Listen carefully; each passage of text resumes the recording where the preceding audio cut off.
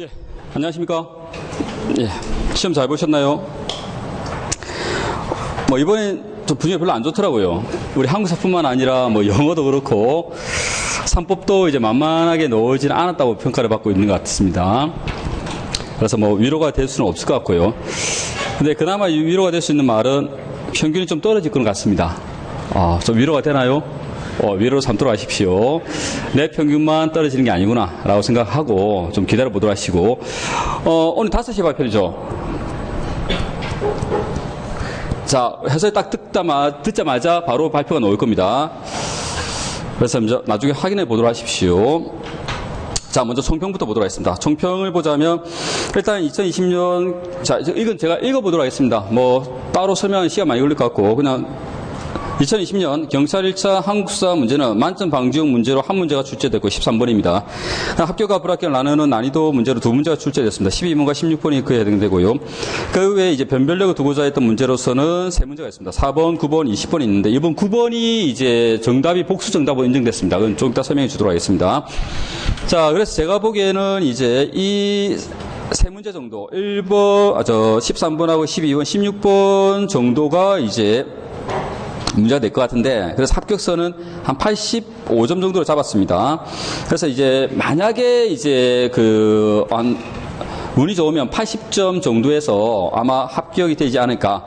그렇지만 이제 안정권으로 관련 85점까지 봐야 된다라고 예측했는데 조금 더 낮아질 것 같습니다. 애들 이야기 들어보니까 현실적으로 이제 체감이 더 좀 높았던 것 같아요. 근데 그 체감이 높았던 이유는 제가 밑에 적어놨습니다. 왜 그런가 하면, 그래서 전체적인 난이도는 저는 중으로 봤는데, 근데 이제 개인에 따라서는 중상으로 느끼는 수도 있다라고 생각됐습니다. 그날 시험 딱 받아가지고 느꼈던 것은 중인데, 근데 현장에서 여러분들 풀어봤을 때는 이거 중으로 보기에는 조금 어렵게 느껴지겠다 라는 생각이 들었어요. 그래서 이런 이제 평을 해가지고 그날 바로 보내줬는데, 왜 그런가 하면 그게 나오는 순서 문제 때문에 그렇습니다. 순서 문제가 까다롭게 출제됐어요. 이게 딱 보면 놓을 수 있는 순서가 아니라 같은 왕 내에서 같은 시기에서 경합하는 문제가 들어갔던 겁니다. 그렇게 되면 일단 속도가 팍 줍니다. 여러분들 속도 때문에 뭘 느끼냐면 압박을 느껴요. 시험이란 게. 그래서 시간이 더 걸렸을 것이고, 평소보다 시간이 더 걸렸을 겁니다. 그래서 이런 것이 이제 현장에서 수험생들의 체감한 난이도를 좀 높이지 않았을까라고 생각이 들었습니다. 그때 멘붕이 오면 안 돼요. 근데 이제 멘붕 오는 친구들이 있기 때문에 현실적으로 성적은 좀 어렵지 않을까라고 생각이 들었던 겁니다. 그래서 이런 이야기를 적었던 것이고요. 자, 문제 구성은 시기적으로 보자면 정근대사 14문제, 근현대사 6문제로 기존 경찰 기출 문제들의 평균과 거의 비슷하게 나왔습니다. 내용적으로 보자면 정치 13문제, 경제 3문제, 사회 0문제, 문화 4문제로 정치의 비중이 예전보다 조금 늘었습니다. 정치가 10문제 정도 나와줘야 되는데 13문제가 나왔고요. 그 다음에 그 두세 문제가 사회적으로 와야 되는데 사회가 안 나와버렸습니다. 그래서 정치 비중이 높아졌는데 사회가 나오지 않았다는 것도 특징이 됩니다. 그럼 선생님 앞으로 사회 공부 안 해야 되나요? 이번만 그렇지 다음은 또 모른다. 그래서 신경 쓰지 마세요, 이런 것들은. 대신 이제 비율적으로는 근현대사가 5문제에서 6문제 정도 나오겠구나라는 것만 우리 예측하고 가면 되는 거야. 자, 그 다음 문제 출제 의도와 관련해서는 안전성 확보를 위해서 기존에 확인된 기출 문장들을 많이 썼습니다. 그 다음에 기출된 내용들을 재활용 많이 했어요. 반드시 유념하도록 하십시오. 이제는 어떻게 준비하냐면, 경찰은 쓸데없는 새로운 것을 건드리지 말고 기존에 나왔던 이제 문제들을 재활용하는 성향이 좀 더 높아집니다. 제가 이제 비율까지 적으려다가 너무 시간 없어가지고 그건 안 적었는데, 비율이 점차 이제 기출 문제, 그것도 우리 경찰 기출 문제 재활용 비율이 높아지고 있어요. 그 말은 새로 들어가지고 새롭게 고민 안 하고 있어. 왜? 제도가 바뀔 거기 때문에. 그렇기 때문에 지금 나오는 경찰 기출 문제를 재활용하는데 어떻게 재활용하고 있냐면, 바보가 아니면 똑같은 문제 안 내겠죠. 대신 어떻게 하냐면 버려진 선택지를 가지고 활용합니다. 그러니까 정답에 이제 여러분들의 길이 있는 것이 아니라 기존 나왔던 기출 문제 오답의 길이 있어요. 오답 버려진 문장 가지고 새롭게 문장을 구성합니다. 무슨 말인지 알겠나요? 예전에 오답이 이제 뭐간다 정답이 되는 선택지로 활용되고 있다는 겁니다. 예, 그걸 좀 잘 정리해 보도록 하시고, 그래서 기존 경찰 기출 문제들의 선택지 문장들을 보다 꼼꼼하게 공부할 것을 추천합니다. 시험 본다고 고생했습니다. 파이팅. 자, 1번입니다. 한국의 선사시대에 대한 설명으로 적절하지 않은 것은, 자, 기본 문제죠. 1번. 중기 구석기 시대에는 몸돌에서 떼어낸 격치를 한 손질했죠. 맞죠? 그것이 대표적인 것이 뭐가 있지? 끌개, 밀개와 같은 조리도구가 이렇게 해서 나오게 되는 겁니다. 맞고요. 자, 2번. 신석기 시대에는 제주, 고산리, 양양, 오산리까지 맞아요. 해안 지역이기 때문에 맞는데 목책 환호가 틀렸습니다. 자, 목책 환호의 목적은 뭐죠? 방어시설입니다. 방어시설은 침략이 있었다는 것을 알 수 있는 것이고, 이러한 지배와 비지배층 간의 갈등이 나타나는 모습은 청동기 이후에 나타나는 모습이죠. 그래서 청동기 이후 주거 공간에서 나타나는 것이 바로 목책과 환호입니다. 그래서 신석기와는 관련 없어요. 답은 2번입니다. 자, 3번 신석기 시대. 자, 이게 저번에 기본 수업에 우리 정리 많이 했는데 흑요석이야. 자, 흑요석은 구석기에도 나오고 신석기에 나오죠. 구석기에는 이제 양구에 있는 상무릉리 유적지에서 나오게 되고, 근데 그거는 뭐 의미안 됐지? 바로 이제 구석기 자체가 이동했다는 것을 알 수 있는 것이죠. 백두산 쪽까지 이동했다고 온 사람들이야. 근데 신석기 정착 사회를 이야기하는 그 시기에도 흑요석이 나왔죠. 그 대표적인 시기가 바로 강원도 양양 지역의 유적지가 되고 우리 부산 동산도 유적지란 말이야. 그럼 여기서 이제 무슨 화산 폭발이 있었니? 흑요석은 화산 폭발과 관련되어 있는 암석입니다. 그래서 알 수 없다는 이야기죠. 그래서 신석기 시대에 이제 부산 동삼도 유적에서 나왔던 그 흑요석은 일본 지역과의 교역을 확인할 수 있는 유물이 되는 겁니다. 3번 맞는 문장이죠. 양양 같은 경우는 이제 백두산 지역과의 교류를 알 수 있는 것이고요. 그 다음에 4번입니다. 청동기 시대에는 어로 활동이라든가 조개 채집이 비중이 줄죠. 그래서 폐총이 많이 발견되지 않았다. 맞습니다. 왜냐면 어디에 사니 이제는 강가나 바닷가 살 필요 없지. 그래서 뭐다? 구릉 지역으로 들어간단 말이야. 구릉 지역 가게 되니까 조개를 많이 잡을 필요 있다 없다? 없죠. 폐총이 무슨 말이지? 조개 껍데기를 모아놓은 조개 껍데기 무덤이야. 그러니까 조개를 구할 수 없으니까 폐총은 당연히 줄게 되겠죠. 맞습니다. 배산 임수의 구릉시다 지역으로 올라가기 때문에 그런 거죠. 자, 넘어가도록 하겠습니다. 2번입니다. 다음은 삼국항쟁과 관련되어 있죠. 자, 1번의 답은 2번입니다. 자, 2번 보도록 하겠습니다. 다음은 삼국항쟁과 관련된 기록입니다. 이 전쟁 이후에 벌어진 사실은, 자, 영락이 나오죠. 동그라미 쳐야겠지, 그치? 영락이 나오게 되면 어느 왕이다? 광교토 대왕입니다. 그럼 광교토 대왕의 백제 침공을 이야기하죠. 자, 백잔이야. 자, 친구들. 선생님, 백잔이 어디입니까? 라고 물어볼 수 있는데, 백잔이 어디냐면, 백제를 이야기합니다. 백잔, 잔자가, 한자가 안 나오는데, 백잔은 백제를 좀 낮게 부르는 이야기예요. 알겠니? 백제, 제자가 이제 거느리 제자가 있는데, 온 세상을 거느린다는 의미, 백제보다는 백잔, 백제의 잔잔한 놈들, 요런 뜻이. 알겠지? 그래서 이제 백제를 좀 낮춰서 부르는 이름이라고 보면 되고, 바로 광교토 대왕의 백제 공략을 이야기하는 거죠. 그때 이제 백제 왕이었던 아신왕이 굴복해가지고, 국료 1000명과 그다음에 고음 비단 이제 1000피를 줘가지고 이제 영원히 노복이 되겠다고 약속을 했던 거야. 이 굴복시킨 다음에 바로 어디로 가죠? 후연격파로 연계되는 겁니다. 자, 그러면 이제 광교토 대왕 이유를 찾아주면 되겠네요. 자, 1번입니다. 고구려의 평양성을 공격하고 고국 원왕을 전세했습니다. 왕으로 풀어보자. 백제왕으로. 어느 왕이죠? 근초왕이지, 그지? 자, 그럼 몇 세기로 들어가는 거야? 4세기로 들어가는 거야, 그지? 그 다음에 2번도 역시 마찬가지로 누굽니까? 백제 침유왕이죠. 불교 수용. 그래서 몇 세기로 간다? 4세기로 가는 거죠.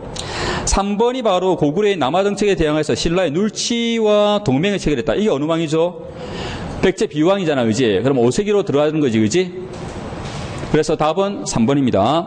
다음에 4번, 박사고흥이 서기를 편찬했다. 이것 또한 백제 근초왕 때입니다. 그래서 1번, 2번, 4번은 4세기 때 이야기고, 그 다음 3번이 5세기 때인데, 이제 아신왕 다음이죠. 그러니까 광교토 대왕 다음이 되고, 그게 보면, 만약에 이게 헷갈리다 이렇게 되면, 고구려 남하정책 화살표 어느 왕으로 보면 된다? 장수왕으로 보면 됩니다. 그래서 광교토 대왕 다음 장수왕 때라고 보면 되겠죠. 자, 3번은 쉽습니다. 대가야 정벌을 이야기하죠. 이사부 장군하고 사다음을 체크해주면 된다. 그지? 왕으로 보자면 진흥왕이 됩니다. 그래서 답은 2번이 되겠죠. 자, 이거는 밑에 해설을 적어놨기 때문에 더 이상 설명 안 하고 넘어갑니다.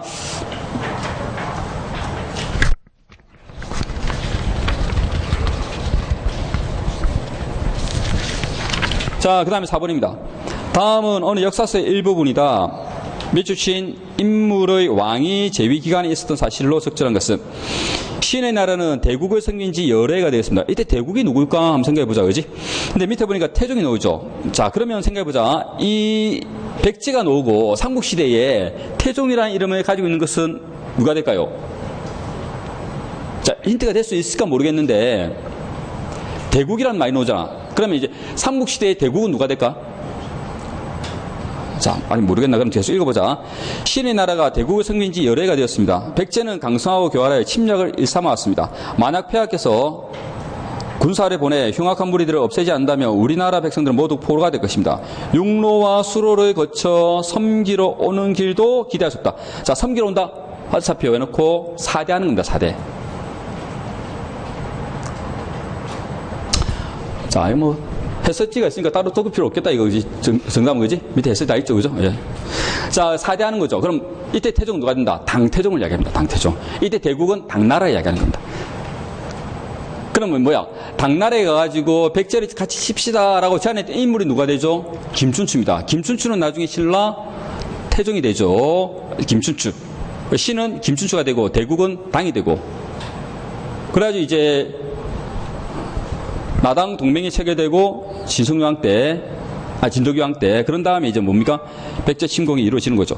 자, 그럼 무용왕을 찾아주면 되겠네요. 1번입니다. 갈문왕 제도가 사실상 폐지가 되고 상대 등의 권한이 약화됐다. 자, 갈문왕 제도 폐지는 뭘 이야기하냐면 왕권 강화를 이야기합니다. 그래서 이제 갈문왕이라는 것은 원래 신라에서는 왕의 가족들, 아버지라든가 그 다음에 왕의 아버지 같은 경우는 어떤 경우였냐면 이제 순위에 의해 가지고 왕의 아버지가 살아있는 경우 또 왕이 되기도 합니다. 그래서 그 사람에게도 이제 왕의 가족들에게 왕이라는 칭호를 붙여줬던 겁니다. 왕, 아버지, 그 다음에 형제 등에도 왕이라는 칭호를 붙여줬는데 이게 그러다 보니까 어떻게 되니까 왕이 너무 흔해지는 거지. 그래서 무열왕 때 이제 이러한 제도를 없애버립니다. 그래서 신라에서 유일하게 왕이라고 불리는 사람 누구밖에 없다? 자기밖에 없게 하는 거죠. 이게 바로 갈문왕 제도 폐지가 됩니다. 뭘 이야기하는 것이다?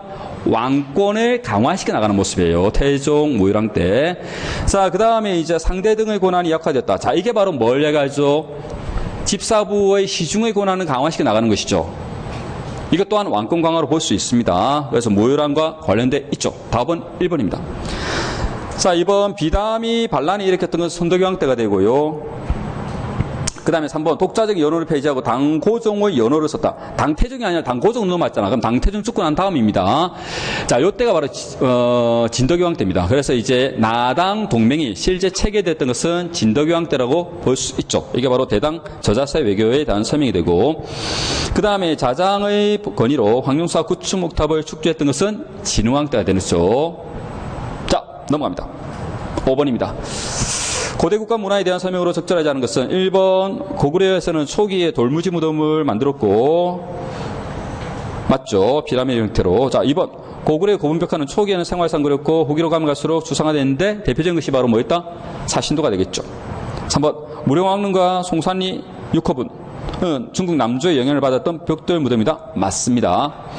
그 다음에 신라의 돌무지 덧늘 무덤은 고구려와 백제의 영향이 아니라 신라 고유 양식입니다. 우리 몇 번 연습했기 때문에 넘어가도록 하겠습니다.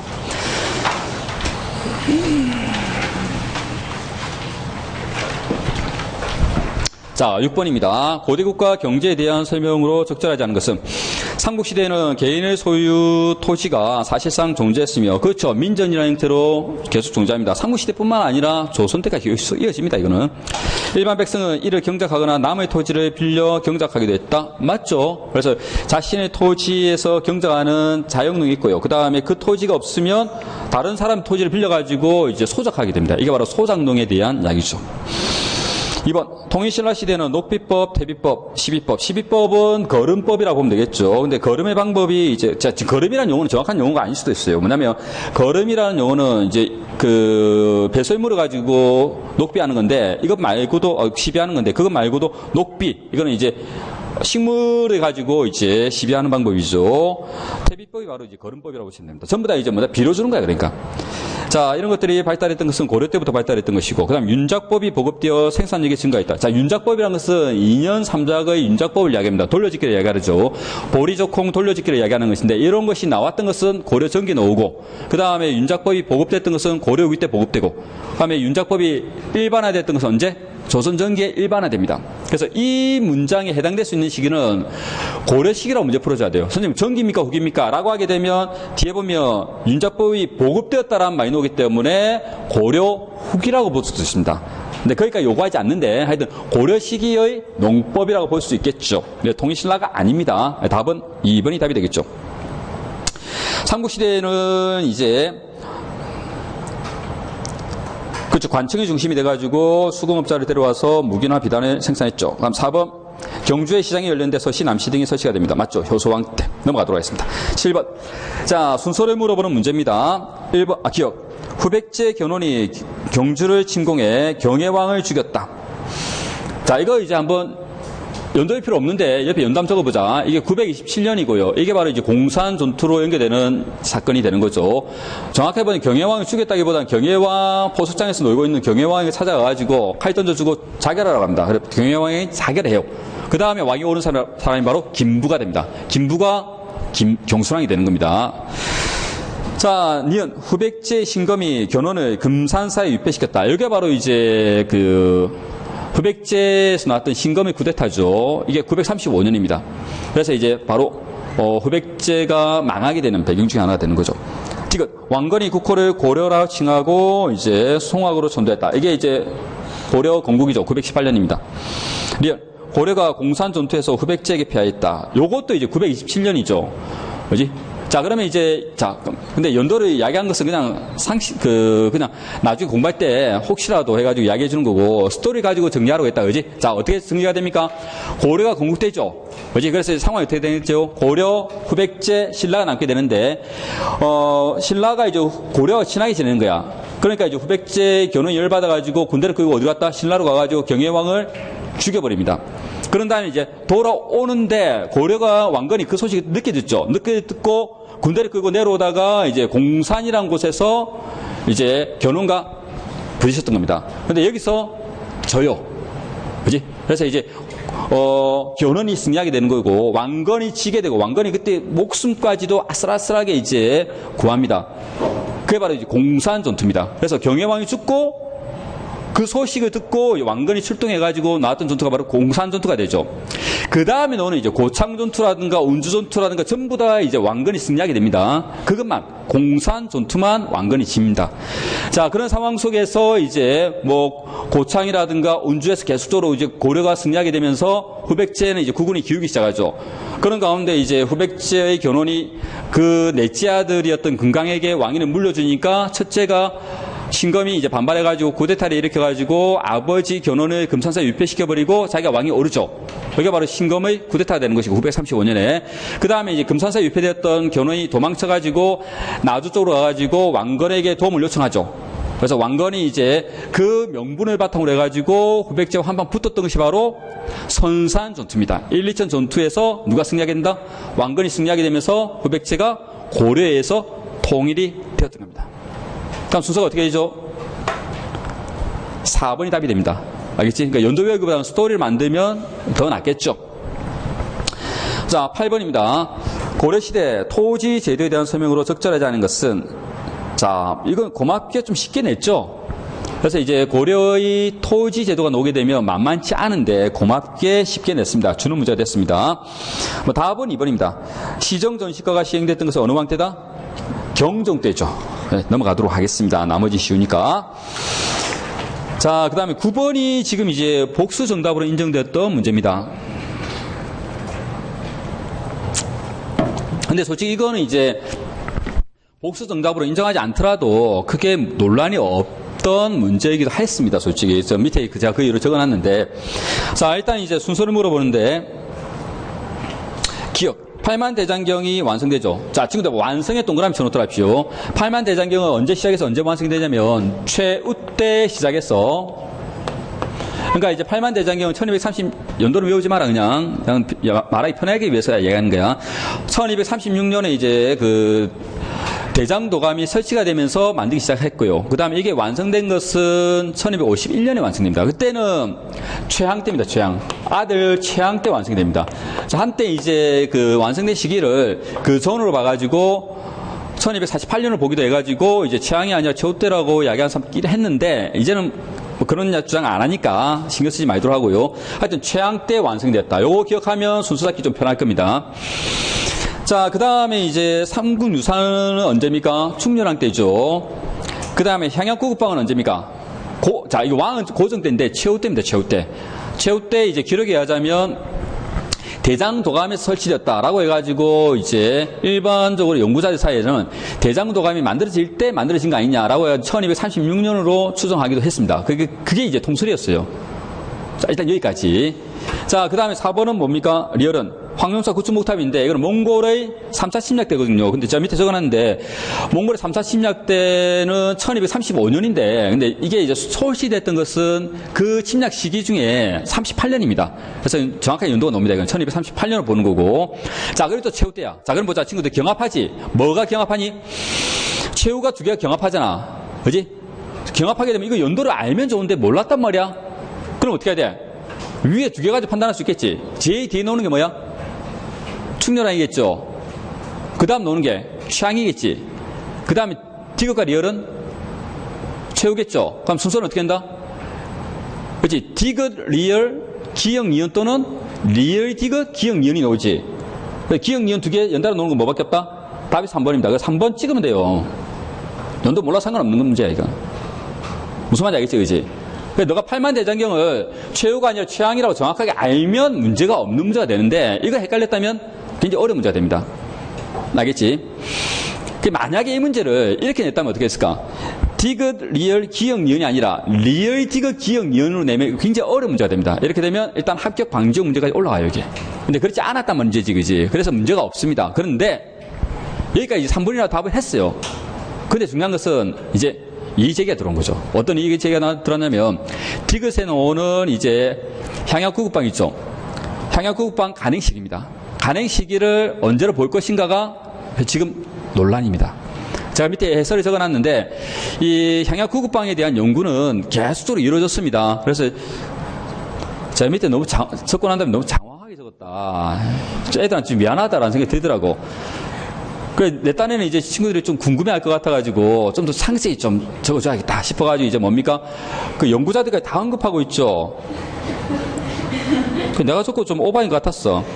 60년대 이제 뭡니까? 그 삼모경, 김두종, 신영일, 홍영희, 그 다음에 2002년도에 나왔던 이태진 교수의 이제 논문까지도 언급하면서 이야기했는데 내가 적고 난 다음에 아씨 지금 오버하고 있네 라는 생각이 들었습니다. 미안합니다. 너무 장황하게 적었어요. 알 필요 없습니다. 근데 중요한 것은 재작년에 나왔던 책인데 2018년도에 국역 향약구급방이라는 책이 나왔습니다. 이게 굉장히 중요한 책인데 여기서 이제 거기 보면 밑에 이제 그 보면 이거 쓴 사람이 누구냐면 이경록이라는 분인데 이분이 지금 의학사에서 굉장히 중요한 위치를 차지하고 있습니다. 그래서 이분이 문제 제기를 했죠. 시기가 대장도감에서 편찬됐다는 것인데 이 대장도감의 이제 시기가 좀 분명하지 않다라고 하면서 이의 제기를 했고 이것이 지금 현재 뜨거운 감자가 되고 있습니다. 예, 그걸 이제 제기를 한 것 같아요. 그래서 향약구급방의 이제 시기는 특정할 수 없다라고 해가지고 이제 그래서 요걸 디귿을 뺀 나머지 순서가 맞는 것이 3번과 4번밖에 없거든요. 그래서 4번도 공동으로 정답을 인정해 준 겁니다. 자, 근데 요런 게 이제 문제가 되죠. 제가 보기에는 하여튼 이런 문제가 한국사에 몇 개 있습니다. 이거 말고 좀 많아요. 많은데 중요한 것은 이런 문제가 나올 때마다 학생들이 좀 피해를 볼 수 있다는 게 좀 문제가 돼요. 솔직히 이 문제로 이제 이득을 본 학생이 더 많다 할지라도 공리적인 측면에서 그럼 좋은 거 아니냐라고 말할지 몰라도 정의적인 측면에서는 좀 맞지 않습니다. 그래서 이런 오답 문제는 좀 안 냈으면 좋겠다는 생각이 들어요. 왜냐하면 이것 때문에 합격과 불합격이 나눠지는 경우가 생긴다면 정당하게 공부했던 학생들로서는 억울한 거죠. 왜냐하면 학생들이 이 논문까지 볼 필요 없잖아. 왜 이런 거 건드리냔 말이야. 그러면 모르고 건드렸다면 좀 아쉬운 부분이 있겠지만 하여튼 이런 문제는 다시는 안 나왔으면 좋겠습니다. 자, 운 좋게 4번을 찍은 친구들도 그렇죠, 맞췄던 문제가 되는 거죠. 혹시 이것 때문에 합격한 친구들은 나중에 경찰청에 선물을 보내도록 하십시오. 음료수라도. 자, 그래서 답은 3번과 4번이 답이 됩니다. 자, 넘어가도록 하겠습니다. 10번. 다음 일이 있었던 시대의 문화. 자, 이거 우리가 많이 봤던 사료죠. 박유가 나오고, 그 다음에 첩제도 듭시다라는 상소문입니다. 어느 왕 때입니까?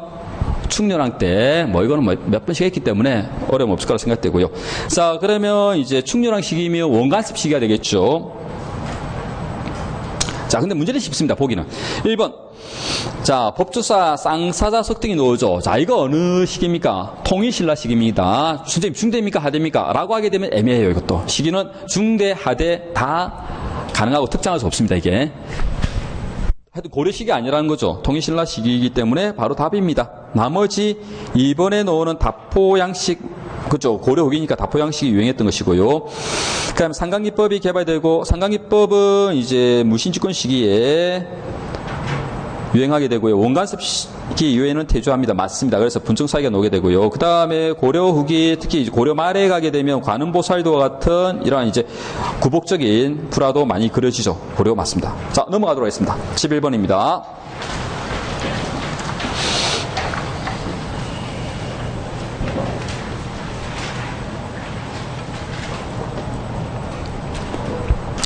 자, 기억과 니은 사이 시기입니다.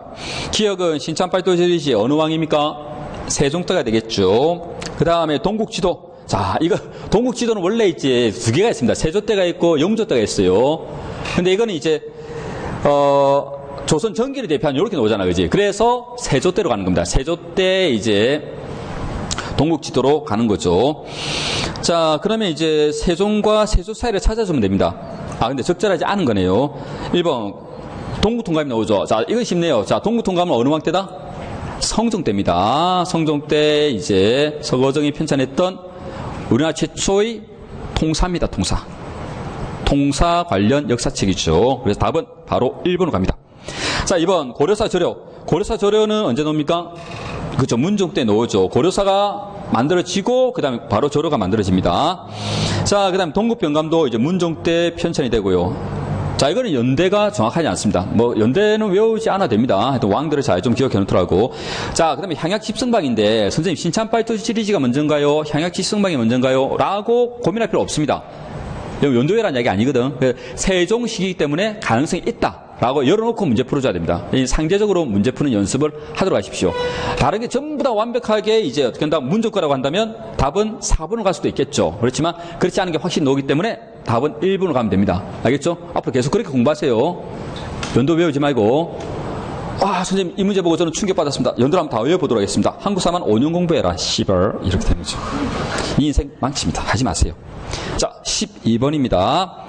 자, 이게 이제 이번에 나왔던 문제 중에 제가 아까 얘기했던 이제 좀 합격과 불합격을 나눌 수 있는 문제가 될 수 있는데 호적 문제입니다. 이렇게 자세히는 안 물어보는데 너무 자세히 물어봤죠. 그래서 조금 당황했을 겁니다.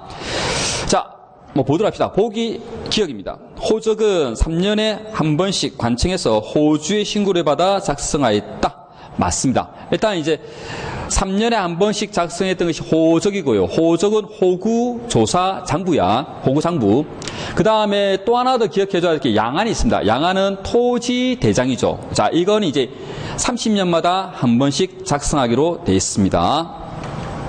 자, 넘어가도록 하겠습니다. 이은 호적에 관료했던 양반은 관직과 분계를 기록하고 맞습니다. 일단 양반 관직에 오른 사람은 그 관직을 적습니다.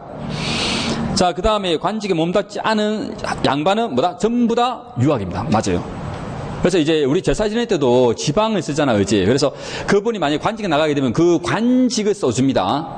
그 다음에 받았던 이제 그게 보면 그 직에 맞는 이름들이 있거든요. 거기 보면 이제 그런 품계라고 이야기하잖아요. 품계가 바로 뭐냐면 받았던 이름이 있습니다. 그 이름을 적어주는 게 일반적인데 만약에 과거를 시험 봤지만 과거에 합격 못해가지고 관직을 얻지 못했어. 품계를 얻지 못했어. 라고 하게 되면 어떻게 할까? 네, 전부 다 유생입니다. 지방 적더라도 관직 얻지 못하면 전부 다 유생이에요. 혹시 차례 지내본 친구들은 알 건데 아는 친구 있나? 혹시 적어본 친구 있나? 당연히 없겠죠. 자, 예전에 직접 이거 적었어요, 우리가. 자, 그 다음에 디귿입니다. 호정에는 호의 소재지. 그렇죠. 지역. 그 다음에 직역과 성명. 이 직역이라는 것이 바로 뭐냐면 또 신분과 관련되어 있습니다. 하는 일을 적는 것 자체가 이제 신분과 관련되어 있고요. 그 다음에 호주와 처의 연령. 그러니까 남편과 아내 적고 그 다음에 중요한 것은 본관과 사조까지 적습니다. 이 사조가 바로 뭐냐? 고조까지 적어요. 그래서 부, 조, 증조 그 다음에 이제 자, 외조부라는 게 뭐냐면, 이거는 이제 그 부인 쪽이죠, 그죠? 부인 쪽도 이제 사조까지 적습니다. 맞습니다. 남편 사조, 그 다음에 부인 사조까지 적어요. 자, 뭐 그 내용인데 좀 너무 오바긴 하죠. 예, 맞습니다.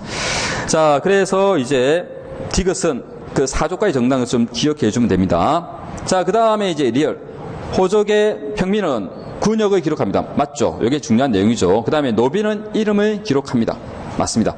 그리고 옆에 이제 적어보자면, 이제 노비가 성을 가졌던 것은 언제부터다?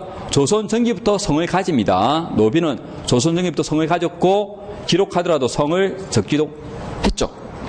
자, 넘어가도록 하겠습니다. 자, 13번입니다. 자, 이것도, 그러니까 12번과 13번이 문제예요, 지금. 12번은 너무 이제 꼼꼼하게 냈다는 아쉬움이 좀 있고요. 13번은 왜 시를 또 내는지. 이것 때문에 또 열받죠. 국어 시험도 아닌 것이 저번에 한번 호기가 냈죠. 얼마 전에 이제 또 우리 경찰에서 뭐가 냈니? 시 냈단 말이야, 그지? 이 시를 쓴 사람의 이야기를 물어본 적이 있습니다. 근데 중요한 것은 그 시가 우리가 잘 아는 뭐야? 하여가라든가 단심가라는 게 이건 아니죠. 이건 요즘 얼마나 좋아. 이런 들었다 그래, 저런 들었다 그래, 다 있잖아. 근데 이게 아니라 뭐니? 엄청 어려운 시를 낸 거야. 그 누구는가 물어봤잖아, 그렇지? 마찬가지죠. 이것도 알면 좋지. 혹시 아는 친구 있었나? 그 좀 제가 희망하기는 고등학교 때 이게 나왔으면 하는 희망이 있었는데 노나? 노는구나. 아, 너희 잘못했네. 자, 이거 고등학교 노나 책에? 학교마다 다른가? 그런가?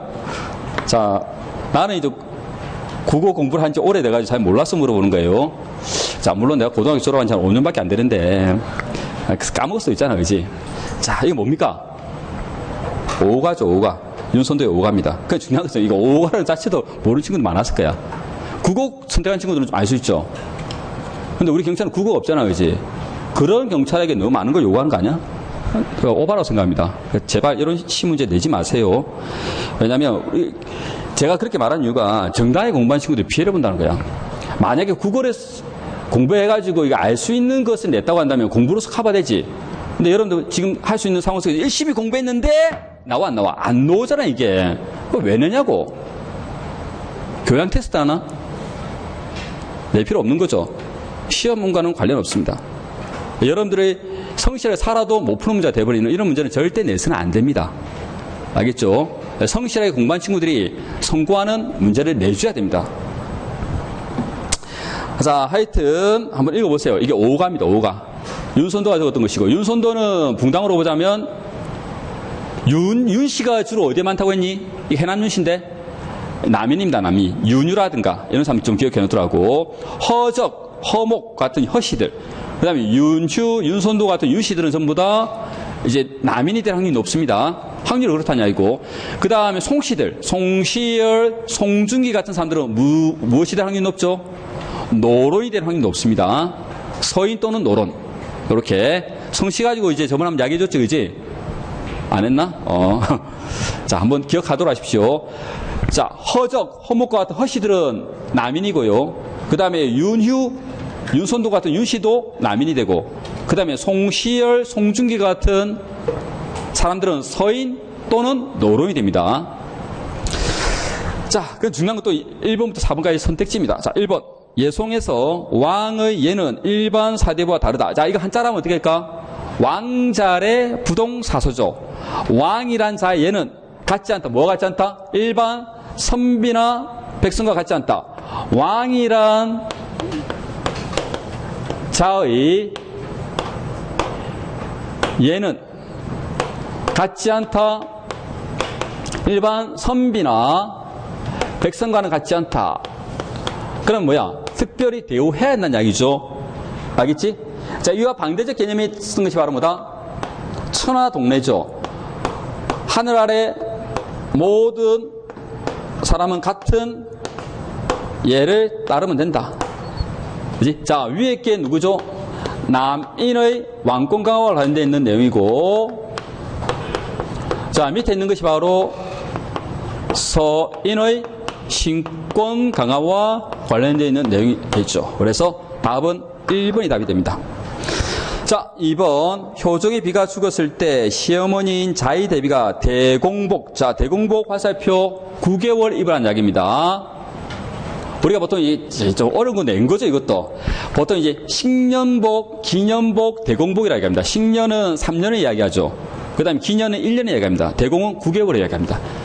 9개월 서로 주장했던 것은 서인입니다. 자, 3번. 자신들의 학문적 정통성을 확립하기 위하여 조식. 자, 조식이 나오게 되면 어느 계열로 갑니까? 네, 북인으로 갑니다. 북인. 자, 그게 나오는 것은 제가 밑에 해설에 적어놨나? 적어놨네요. 자, 이거 이제 보기 내용을 이제 좀 봐줘야 되는데, 회퇴 변칙입니다, 이거는. 변척이죠. 회퇴 변척. 그거 좀 기억해 놓더라고요. 자, 그 다음에 4번입니다. 경종이 즉위하자 그가 병약하다는 이유로 들어 이복동생 연인군을 세제로 책봉할 것을 요구했다. 이건 누굽니까? 이 노론입니다. 자, 경종 시기에 권력을 잡은 것이 소론이죠. 그래가지고 이제 경종 시기에 연인군을 세제 책봉할 것을 요구하고, 그 다음에 세제 책봉과 함께 나중에 또 뭘까지 주장했다? 세제에 의한 대리청정을 주장해가지고 관철시켰던 것은 노론입니다. 그래서 경종이 4년 만에 죽자마자 바로 연인군이 왕이 오르게 되고 노론의 세상이 되어버린 것이죠. 13번의 답은 1번이 답이 됩니다. 자, 이 문제가 합격과 불합격 나누는 문제가 될 수 있습니다. 12번, 13번 문제가 조금 까다롭게 느껴졌을 겁니다. 자, 그럼 14번 보도록 하겠습니다. 14번은 쉽죠? 자, 밑에 세 번째 줄을 보니까 탕평의 정신으로 하라라고 이야기합니다. 그죠? 그래서 이게 탕평교서라는 것을 알 수 있는 것이고, 탕평교서를 내렸던 왕이 누구죠? 영조입니다. 영조. 그래서 영조를 찾아주면 되고, 이거 만약에 몰랐다 하더라도 밑에 선택지에서 답이 나옵니다. 답은 4번입니다. 그리고 제가 해설을 쓰다 보니까, 급하게 쓰다 보니까, 오답하기네. 이번에 초계 문신제도에서 근데 정조입니다. 정조. 뭐 다 알겠지만, 그지? 자, 정종이 아니라 정조입니다. 넘어가도록 하겠습니다. 자, 그 다음 15번 보도록 하겠습니다.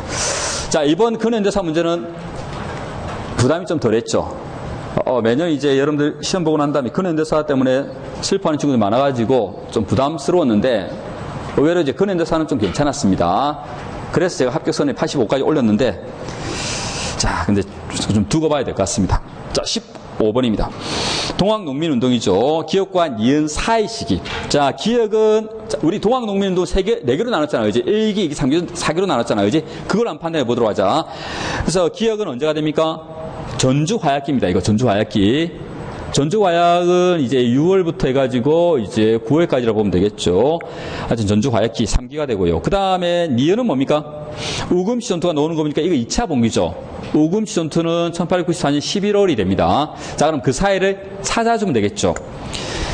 자, 1번입니다. 홍계에 훌이 나오고 황룡전 전투가 나오게 되면 몇 기로 갑니까? 1기로 갑니다. 그지? 그래서 이제 그러니까 1차 봉기로 가는 거죠. 1차 봉기로. 1차 봉기로 가가지고 이제 뭡니까? 1894년 4월로 가져야 됩니다. 그래서 1기, 2기, 3기, 4기로 보자면 2기라고 보시면 되고요. 자, 그 다음에 2번. 손병희의 북접 농민군과 전봉준의 남접 농민군이 충청도 논산에 합류했다. 자, 요게 바로 몇 차 봉기가 되죠? 2차 봉기가 되는 거지, 그지? 답은 바로 2번이 됩니다. 그 다음에 3번 농민군은 청일 양군에 대한 철병 요구와 폐정개혁을 조건으로 광군과 전주화약을 체결했다. 이 전주화약기로 가는 거죠. 그래서 기역니은 사이로 들어갈 수 있는 것이고, 그 다음에 4번. 자, 4번은 뭐에 대한 이야기죠? 그럼 호남 창의 대장소가 나오잖아요. 그지? 이거 바로 백상봉기로 얘기합니다. 백상봉기는 언제입니까? 1차 봉기 때가 되는 거죠. 그래서 기역 이전으로 가져야 됩니다. 답은 2번이 답이 되죠. 자, 이 정도면 나와주면 좀 고마운 겁니다. 16번. 자, 16번 사료에서 가장 중요한 단어는 뭘까요? 우리나라가 아시아 인후다. 자, 아시아 인후 미치고 노트라고. 아시아 인후란 말이 무슨 말이야? 아시아의 목구멍이다. 정말 중요한 자리다. 그래서 다른 나라가 함부로 먹지 못하게 하자. 그래서 뭐로 만들자는 겁니까? 그렇지, 중립국으로 만들자는 주장이죠. 이게 바로 이제 유기준의 중립화론입니다. 자, 그럼 유기준에 대해서 찾아주면 되겠죠.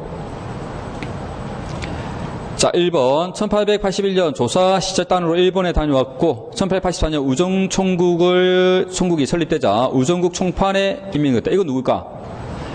홍영식입니다. 홍영식. 급진개화의 대표적 인물중 한 명이죠. 그 다음에 2번입니다. 82년 수신사로 일본에 다녀왔고 일본 강점기에 일제로부터 후사까지 받아요. 대표적인 친일파가 됩니다. 누굽니까? 박용입니다. 자, 그 다음에 3번 갑신정변 이후 일본에 거쳐 미국에 망명 갔고 그 다음에 1894년 귀국하여서 2차 김홍집 내각의 법부 대상이 되었다. 자, 요거 좀 어렵죠? 이게 서강범인데, 솔직히 요게 좀 3번이 어려웠을 겁니다. 3번 몰랐으면 살짝 가려줘도 괜찮습니다.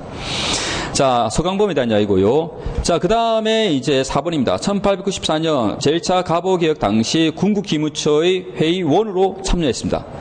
자, 그 다음에 우리나라 최초의 국어 문법서라고 할 수 있는 조선문전도 조술했습니다. 맞죠? 이게 바로 유기준입니다. 기억해 놓더라고. 유기준이 적었던 이제 조선문전 같은 경우는 예전에 기출된 문제이기도 했죠. 그래서 반드시 확인해 보면 됩니다. 자, 예전에 기출된 문제였습니다, 이거. 그래서 기출 문제를 많이 물어본 친구는 어렵지는 않았을 겁니다. 답은 이제 4번으로 가고요. 근데 만약에 이 문제가 안 본 친구에게는 좀 어려운 문제가 될 수 있어요. 왜냐면 1번, 2번, 3번을 시원하게 버리지 못하기 때문에 그래요. 그래서 이것도 조금 이제 까다로운 문제가 되지 않았을까라고 생각되기도 합니다. 자, 넘어갑니다. 17번. 대한제국의 광무개혁에 대한 설명으로 적절하지 않은 것은 옛것을 근본으로 하고 새로운 것을 참작한다. 한자로 뭐 한다? 구분 신참 맞죠? 광무개혁.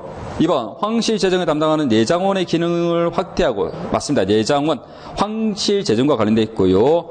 그 다음에 황실 주도 개혁 사업을 추진하였다. 맞죠? 그래서 황제 중심의 개혁 정책이 이루어졌습니다. 대한제국 시기는. 자, 그 다음에 3번 재정 확보를 위해서 양전 사업을 실시했죠. 맞습니다. 그 다음에 토지 소유권을 보장하는 문서 지계를 발급하죠. 맞습니다. 그래서 양전 아무는 만들고 지계 아무도 설치했던 것이죠. 4번 재판소 설치라든가 그 다음에 교육 입국 조서 반포는 어디로 갑니까? 2차 개혁으로 합니다. 자, 이거 우리 개혁의 내용은 너무 많이 해봤기 때문에 넘어가도록 하겠습니다. 자, 18번입니다. 1904년 체결됐던 한일의정서에 들어있는 내용으로 가장 적절한 것은 자, 한일의정서 같은 경우는 러일 전쟁이 발생하자마자 바로 체결했던 거죠. 그래서 일본이 러일 전쟁에서 이기기 위해서 우리의 이제 독립을 보장해주고 그 다음에 각종 이제 군사적 이권을 뺏어가게 되는데 그중 대표적인 것이 바로 군사적 요지 사용권이더라고요. 그 다음에 군사적 요지 사용권뿐만 아니라 여러 특혜를 가져가기 위한 시정 개선 공고를 수용하라는 그러한 주장을 합니다. 제가 밑에 적어놨는데 그래서 1조부터 6조까지 내용을 쭉 적어놨는데 1조에 동그라미 쳐놓도록 하십시오. 그래서 1조의 내용에서 가장 중요한 내용이 바로 뭐냐면 시정 개선에 관한 충고 수용입니다. 자, 그 다음에 이제 3조의 이비치권 놓도록 하죠. 3조가 바로 뭐냐면 어떻게든 대일본 제국이 조선의 그러니까 대한제국의 영토와 독립을 보장해 주겠다고 했잖아. 거짓말이지만. 자, 그 다음 4조도 미치권 놓도록 하죠. 4조의 제일 마지막 문장. 군사 전략상 필요한 지점을 상황에 따라 차지한다. 이게 바로 군사 요지권, 군사적 요지 사용권을 이야기합니다. 자, 요 1조, 그 다음에 3조, 4조가 제일 중요합니다, 이게. 그래서 1조에서는 그 동양평화를 확립한다는 부분도 미치고 놓도록 합시다. 동양평화론이 나오게 되면 러일 전쟁 중입니다. 그러니까 동양평화가 나왔던 러일 전쟁 중에 시정 개선에 관한 충고 수용, 그 다음 우리의 독립보장, 그 다음에 군사 요지 사용권, 요 세 가지가 이제 한일 의정서에서 가장 중요한 내용이죠. 그 다음 몇 번이 됩니까? 네, 3번이 답이 되는 겁니다. 3번에 보면 이제 황실의 안녕과 영토의 보존을 위해서 이런 말을 하잖아, 그렇지?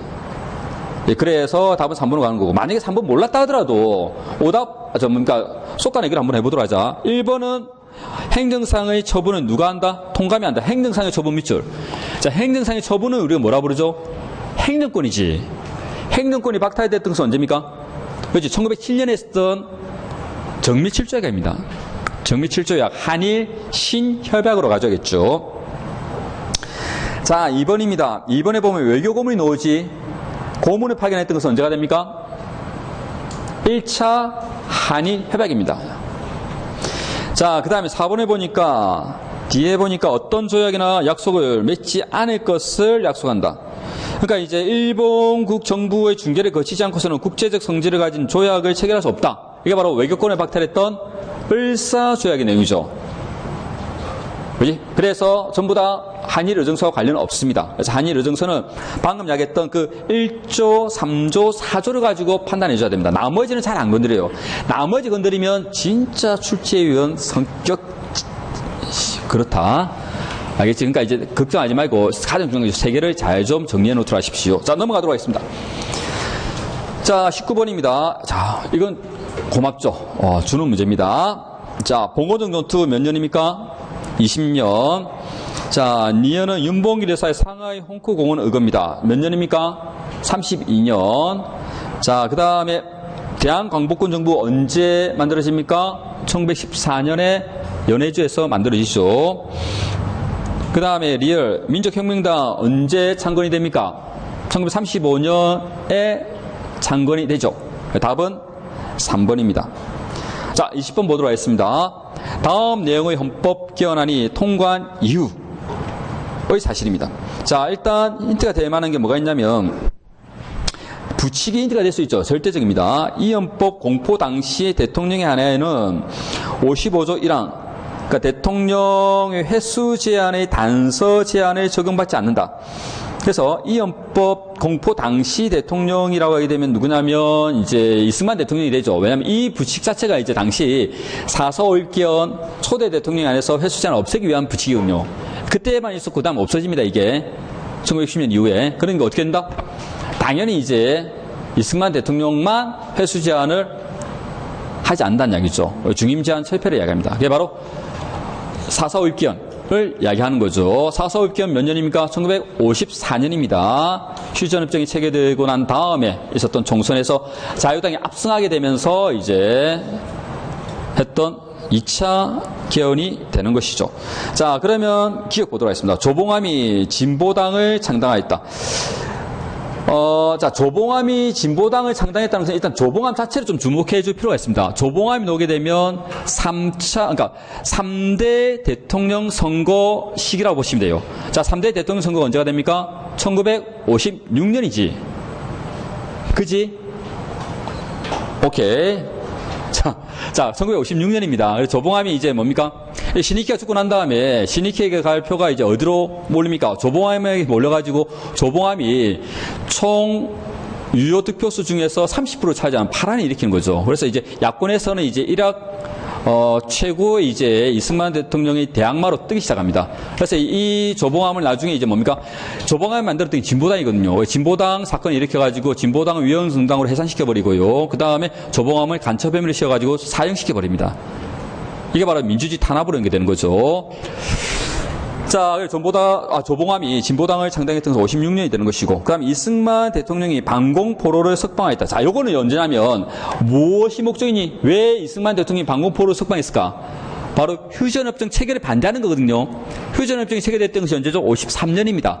그래서 53년 휴전협정 체결 바로 직전에 방공포로를 석방하게 됩니다. 이게 6월인데, 그것까지 몰라야 되는데, 하여튼 휴전협정이 체결됐던 언제? 53년의 상황이 되고요. 자, 그 다음에 디귿. 헌법 개정으로 대통령 선출 방식이 국회의 간선제에서 직선제로 바뀌었다. 자, 이거 몇 차 견이니? 2차 견이 아닌데 이거는 1차 견입니다. 1차 견. 1952년에 당시 임시 수도였던 부산에서 했던 견이었죠. 그래서 이제 국회에 의한 간선제로서 대통령이 될 수 없었던 이승만 대통령이 직선제로 이제 개헌하면서 2대 대통령 선거에서 이제 당선이 되었던 겁니다. 1952년에 했던 1차 개헌을 이야기하는 겁니다. 부산 정치 파동 이후에 나왔던 것이죠. 자, 그 다음에 리얼입니다. 정부통령 선거에서 대통령의 자유당의 이승만, 부통령의 민주당의 장면이 당선됐다.